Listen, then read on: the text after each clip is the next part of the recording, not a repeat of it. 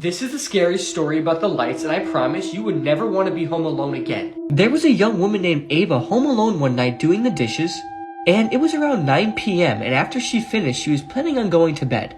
Ava finished the last dish and turned off the light and went upstairs. But suddenly, as she was walking up the stairs, she noticed the light was back on in the kitchen. She could have sworn she turned it off, but she went back over and turned it off again.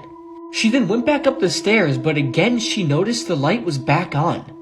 Ava was now scared. She then tiptoed down the stairs and looked around, but nobody was there. She then quickly ran over to the light and turned it off, then turned around and walked back towards the stairs. When suddenly the light turned back on and a man's voice said, "Stop," in a very sinister tone. Ava turned around shaking with fear and looked at the man. He was holding a knife and smiling.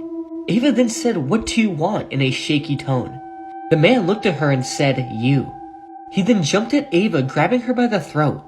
Ava tried to resist, but it was no use. The man then threw her to the ground and began stabbing her repeatedly.